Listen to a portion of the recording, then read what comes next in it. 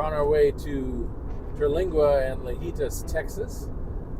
Again, riding shotgun with Mike Wallens. And Mike, I thought we should talk maybe a little bit about the border wall, which we talked quite a bit about a few years ago, but now there's some new plans to expand the border wall, particularly here in the Big Bend, along potentially Big Bend National Park, as well as the Big Bend Ranch State Park here in Texas. And I'd love it if you could kind of tell us about the environmental impact of that and kind of what the word on the street is out here in West Texas. Okay. I'd love to. The wall is something that's physical wall here is not necessary, and I'm not sure if it would stay up because the border is the Rio Grande River, and it's not a straight flow. There's a lot of twists and turns to that river, and so what they'd have to do is build the wall farther into the United States, which would in effect cut off ranchers and farmers from the water supply, where they couldn't get across to pump the water out, and it certainly will block animal traffic. The animals really need both sides of the wall, and they need every area. Plus, if you have ever seen the canyons, we're talking about 1,000-foot walls already in existence, and the people who cross over here, it's really tough on their bodies and everything. And there have been a number of times where either I've been called by the Border Patrol to perform last rites, or get calls from people who, we had this professor from Tulane who was camping out in the far reaches of Big Bend National Park and literally stumbled across a young woman who was severely dehydrated, had no idea she was in the United States. And so fortunately, because of the coalition out here, we were able to get a doctor to give her an IV and to get her back to health and everything, where at least she could at least be coherent. I mean, when he picked her up, she just didn't make any sense at all. And so the wall out here is really not necessary. And then the impact on ranchers in getting to the water and the animals getting to the water is just and plus the tourism industry out here. If they put the wall where they first projected, the river guides, for example, they'd be out of a job because they couldn't get to the river to guide people on their canoes and everything. So, and tourism is a big industry out here. And so,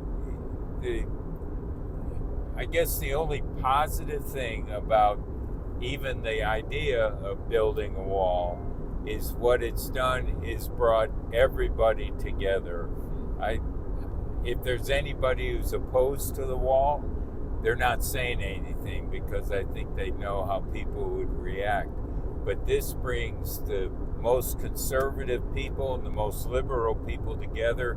We're marching in the roads, protesting side by side, shoulder to shoulder, and it is so nice to be able to be united around a cause.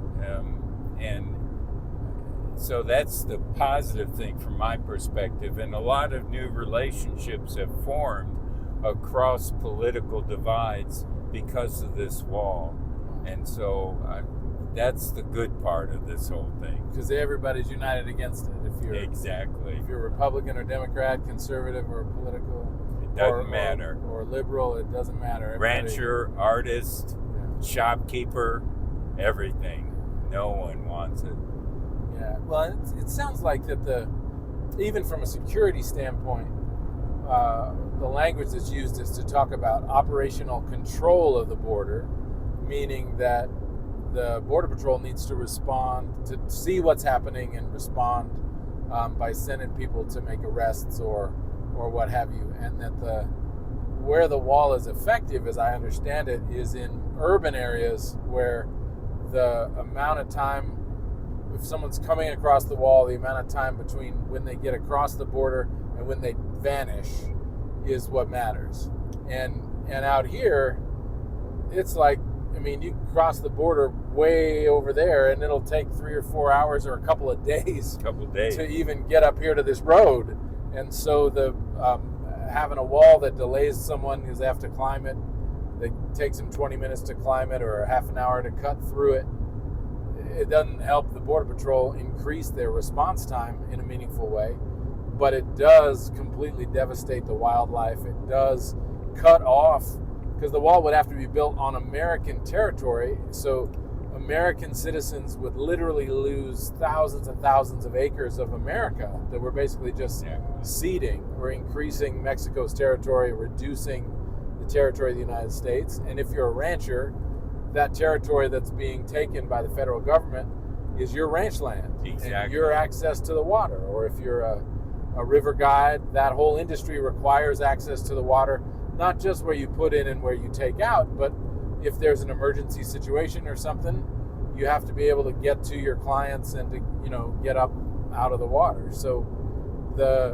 maybe in an urban environment between El Paso and Juarez, you could make the argument that a border wall helps slow people down enough for the Border Patrol to get to them. But out here, it sounds like it doesn't make operational sense.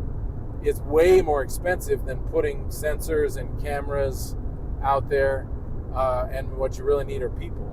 So, and there are sensors Border Patrol agents here.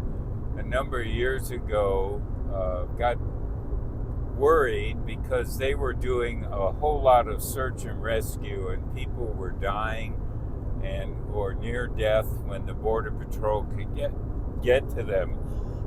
So a couple agents out here built in their garage these systems that were solar powered with cameras that and they put a sign saying, "You will not make it out of here alive.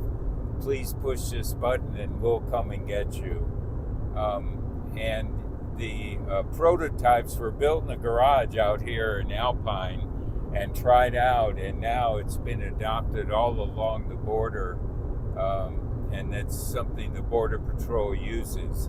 And they use drones, and they're able to see things and animals, people coming and going, and that's our wall. Technology is the wall.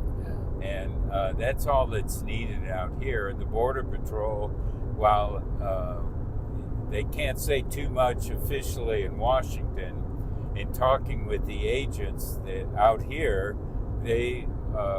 I've not met an agent who thought it was a good idea to put the wall up out here. Yeah, part of what I've heard is that, in Washington, they want a number. They want to highlight, we've increased the wall by this many feet or what have you. But out here, it's bad security, it's bad economically, it's bad for American freedom. There's just nothing to recommend building a wall out here. Exactly.